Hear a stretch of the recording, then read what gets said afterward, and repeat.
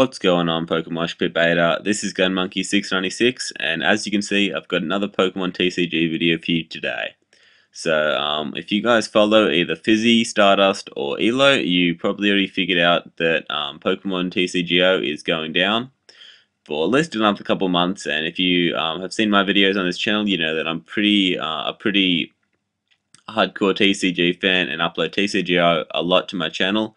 But since TCGO's down means that I will not be able to obviously record matches on it, so I'm going to be recording matches on PlayTCG. I will also be doing some playthroughs on my channel and some Pokemon Online matches, so if you enjoy them, definitely come check me out. But for the next little while, after I finish my TCGO matches I've saved up, I probably won't be uploading any TCGO for a while. So that's the reason why I'm uploading a Play TCG match today. So obviously, Play TCG does not look as good as TCGO. It looks nowhere near as good as TCGO, and you have to make a lot of the actions yourself, which TCGO does for you. However, on Play TCG, all the cards are free, so you tend to get a lot more people and get a lot more competitive matches, simply because everyone has access to the same card pool. So as you can see here, my opponent is playing a new deck that was just released with the Dark Explorers sets. If you haven't already figured out, this is going to be a match where we're both playing cards from Dark Explorers, which is the reason why, even though it's Play TCG, I thought you guys might still enjoy watching it, just because it's some new cards, and if you guys follow TCG at all, it hopefully will be something you guys find pretty interesting. But anyway, like I was saying, we're both playing Dark Explorers decks, so my opponent is playing a completely new deck, which is just a straight up donk deck. Uses Tornadus EX and a lot of stadium cards to hopefully be able to do 60 damage turn 1. And then you've got cards like Mewtwo in there, just for a little bit of stability, and Archeops, because you may as well put Archeops in. It's a free plus power pretty much. Archeops, if you don't know, does 10 damage for every Archeops on the bench, an extra 10 damage, so it's like a plus power. However, it's just a fossil card, so it's a little bit of trouble to get into play. However, the supporter he's running, Twist Mountain, its effect is that you can flip a coin each turn. If you get a heads, you can put down a fossil card from your hand to the bench, which can be really good, and that's the reason why, since the stadium card's going to help out Tornadus EX, because Tornadus EX's first attack for two colorless energy does 60 if a stadium is in play, so there's the obvious synergy there. I am playing CMT.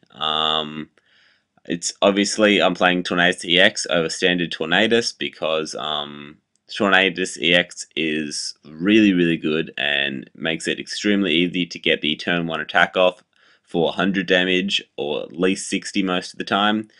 As you can see here, I didn't manage to do it this game, but the majority of games I do, and I'm also going to be doing 100 damage on turn 2, which is still extremely good. Actually, I don't think I am running Mewtwo in this game. In the new list I'm running of this deck, I have since put in Mewtwo. However, in this match, I'm running just Celebi, Tornadus, and Smeargle. I did have a run-in with Zekrom Eels, and that kind of made me realize that I really need something to deal with Zekrom, so that's why I did add in Mewtwo. But anyway, as you can see here, I was not running Mewtwo in this matchup, so dealing with his Mewtwo might be a little bit of trouble, but you know, I should be able to do it alright because Tornadus EX actually can deal with Mewtwo reasonably well itself. As you can see here, I am trying to load up my bench. I'm going to be able to grab a Smeargle, which will really help me out. Smeargle's a great card, just helping with consistency. Smeargle's ability allows you to look through your opponent's hand and use the supporter you find there, so obviously that can be great if you don't have a supporter in your hand and really need to get out of the hand you have, or it can just be great if you want to use 2 supporters per turn, which can be absolutely awesome when you can't quite get the attack off you want that turn. So I'm going to be able to hit Mewtwo here for 100 damage, 80 damage I think, or might be 100 anyway. It's really nice. It's going to help me out. Dealing with Mewtwo is going to be something that's really difficult since I do not carry Mewtwo myself. Like I said, Tornadus doesn't have too much trouble with Mewtwo, but Mewtwo is such a huge threat that anything other that's not called Mewtwo generally has a pretty hard time with taking it out. As you can see here, I'm telling my opponent that I didn't quite do 100 damage because he does have the Eviolite. So, as you can see, my opponent's deck aims to be extremely hard hitting straight off the bat. His deck is extremely, well, not extremely popular, but is a very popular deck in Japan at the moment because Japan does not have access to the same card pool that we do. Japan is in a format where it's limited to only black and white cards, so it does not have cards like Celebi. This means that obviously the deck I'm playing is not viable in Japan because it's just some of the cards used like Celebi and Smeagol are just not released in Japan. So that's the reason why his deck is much more popular over in Japan than it will probably be here, because in my opinion the deck I'm running is just a superior version of his deck.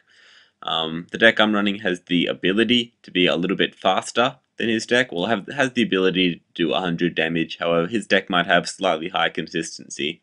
At the same time, though, he does need to hit a DCE to do any damage on turn 1, whereas if I have a Celebi in the active, all I need is 2 Grass and a Scary Bridge to do 60 turn 1, which is not too big a stretch if I can get myself a supporter. So, as you can see, it's kind of not really doing too great. If he can get some other cards start to get set up, he'll be in a little bit of a better spot. However, the second he takes out this current Tornadus, I will be able to double attach for the turn and go straight into my Celebi. So that it will allow me to double attach. That's really the most important thing about the deck I'm running, is getting that extra attach off every time you can. It's going to give me a lot more stability mid to late game than he will have, because I will be able to keep up my energy attachments, whereas as he will, if he runs out of DCEs or doesn't draw into the DCEs when he needs them, he might fizzle out and I might be able to just completely overrun him. It's a little bit weird to think of the deck I'm running as a more stable deck mid to late game than another deck, simply because the deck I'm running is supposed to be a very fast, hard-hitting deck, and not to have an extremely strong late game when compared to things like Zekrom Eels and the new Dark deck. However, my opponent's deck is even less stable in the late game, so that's definitely going to be my advantage. And as you'll see in the late game, his deck does start to fizzle out a little bit. So once that Mewtwo is down, like I said, he doesn't really have a gigantic play here. He needs a DCE to just get an attack off this turn, which, like I said, if I'm running Celebi, I would not be restricted to. However, Archeops will help him in getting that 1-hit KO. Well, not the 1-hit KO, but getting the KO this turn. Without Archeops, he would not be able to KO my Tornadus this turn. He would need a plus power, which I'm guessing he doesn't run a whole lot of, since he does run Archeops. At this point, I for some reason thought that Tornadus had 180 HP, but then he corrects me that it only has 170, just like Mewtwo, so I'm going to have a look at it here. But yeah, 170, so that is going to mean that he can KO me this turn. He was pretty lucky to run into the DCE there, but it's not going to... Well, I guess that's really what his deck revolves around. I'm pretty sure he hasn't used a DCE yet, so there were still 4 in his deck, unless I'm mistaken. Anyway, it's not too big a deal, and I guess it is what it is. So here I'm going to be able to get the Eviolite on another Eviolite on my Tornadus. At this point, I was still running 4 Eviolite. However, I have since dropped that down to a 1 Eviolite, so I could fit in Mewtwo. I'm going to be able to Juniper out my hand, hopefully draw into something that will let me get an attack off this turn. If I don't, I'm going to be in some trouble. And as you can see, my hand is not great. I do have that switch, however, and that switch is going to help me in being able to get out into Smeagol, and I've just got to pray he has a supporter. If he doesn't have a supporter this turn, I'm going to be in a lot of trouble, because that is going to mean that I just can't make an attack, which is terrible. I got super unlucky not drawing into anything here, and I can junk arm out for... Actually, I don't want to junk. I think I'm going to junk arm for the catcher. I guess I'm just going to try and catch up Archeops, because I know that Well, the thing is, if I do miss the portrait here, I'm going to be in a lot of trouble, and I need to slow him down and make sure he can't do 100 next turn. Because if I miss the attack here and then he does manage to do 100 next turn, I'm honestly going to have a lot of trouble winning this match. It's just going to be too much of a lead, and me not getting an attack off this turn would just hurt me too much to the point where I don't know if I could come back and win it. I'd just be at a gigantic disadvantage, but thankfully he has the Juniper, which is going to mean that I do manage to draw into some cards. Get myself a DCE, which is great. I can attach the DCE. I don't draw into the Switch, which will mean that I cannot one-hit KO his Archeops this turn. If I drew into the Switch there, I would be able to switch out to Celebi, attach with Celebi, attach the DCE, and then do 100, one-hit KOing his Archeops, which would be nice, but unfortunately I don't get that, so that is the reason I catch it up Archeops, just because it gives me a little bit of a buffer here, and gives me a chance that here he most likely will not be able to do 100 damage. It's going to be extremely hard for him to do 100 damage to me, so that will mean that I'll be the first one Power Blasting, which is Tornadus EX's large attack for 100. And that gives me a slight advantage because, well, he might still be able to KO me the turn after this. With Tornadus, simply because he does have that Archeops and I do not have an Eviolite. So in hindsight, it might have been a little bit of misplay attaching the DC to the Tornadus without the Eviolite. However, I do still have that Tornadus sitting on my bench, so I can still possibly power that thing up and possibly get an attack off. Now, the weird thing about this is that even if I do manage to KO his Archeops in the coming turns, if he doesn't play down another Pokemon that will give me one prize for KOing, taking that Archeops prize is really not going to help me at all.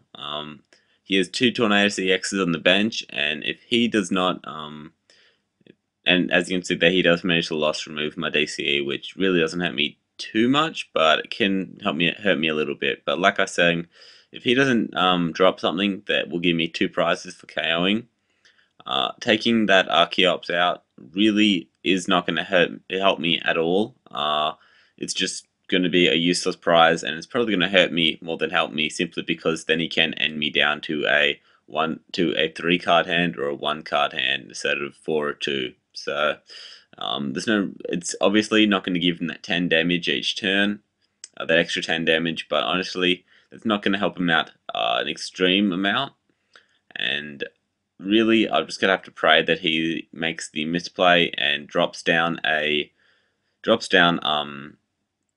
another attacker, or drops down another Archeops, or drops down something that will give me one prize here, because that could really help me out. So, as you can see here, I do retreat out into Celebi. Off this Juniper, I'm hoping for a DCE and either a Switch or a Junk Arm. If I don't get that, I will not be able to get the 100 damage attack off this turn, but as you can see, thankfully I do. I drew into a couple Junk Arms there, so I had a pretty good chance of getting it, just as long as I drew into that DCE, which I had a pretty high chance to, so thankfully I'm going to be doing 100 this turn. I don't know what I'm Junk Arming out for here. Maybe nothing. Okay, so I decided not to. Anyway, I can do 80 to him this turn, which is still not quite going to be enough next turn, simply because of that Eviolite. It will only be 160. However, I do run 3+ power in this deck, so I'm not too worried about getting the KO next turn, as long as I can get the plus power, which I'm pretty sure I'm going for here. Yeah, I'm going for the plus power, so that is going to ensure that as long as I can get a power blast off next turn, I am going to be able to get the KO. I could have left that in my hand, obviously. However, if I did leave it in my hand, that would mean that if he ends me, I possibly could lose that, and there'd be not super high chance that I'll get it back. So I have to roll for Power Blast. Power Blast's secondary effect is that you have to flip a coin. If you get heads, nothing happens. If you get tails, you do have to discard an energy, but really that's not too big a deal. The fact that it's on a flip means that it's even less of a deal. It'd still be a pretty good attack, even if it always discarded an energy. Might not be as good, but anyway, it's on a flip, which definitely helps you out, so most, or at least half the time, you're not going to have any effect, just 100 damage for 3 colorless, which is pretty good. So here, I think he's going to capture out the other Tornadus. A pretty good move on his part. That thing wasn't really threatening too much here, and I am going to be able to go out into either my Celebi or my Smeagol. So, he didn't really need to take the KO there, and that is going to allow me to end him down to a 2-card hand if I can get the N here. As you can see, I think I forget to draw for my turn. That's a little bit of a mistake. Sometimes I do forget to draw for my turn, especially when something's going through my head, and I'm just like, oh, bang, I've got to do everything now.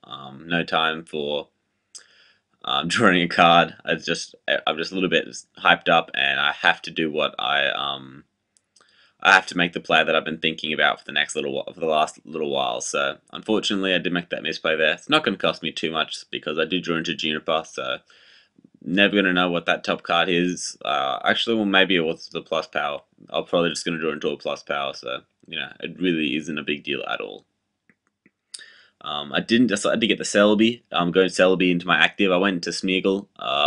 Celebi wasn't going to be too big a help because I didn't need to attach 2 energy that turn.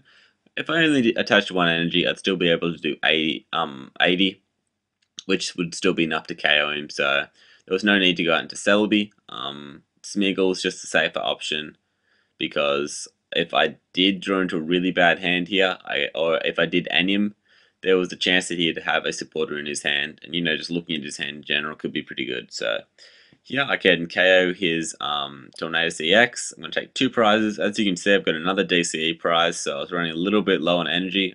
If I'm correct, I think I had 2 DCEs prized this game, so that sucks, but it's not much you can do, and thankfully I get them reasonably fast. That is going to help me out.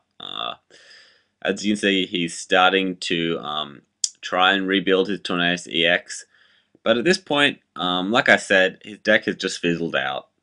If he can't get a DC here, he's not even going to be able to do an attack, and even if he does manage to attack, that's only going to be for 60 damage, which is not going to be a whole lot. I can start to catch up those Archeops now.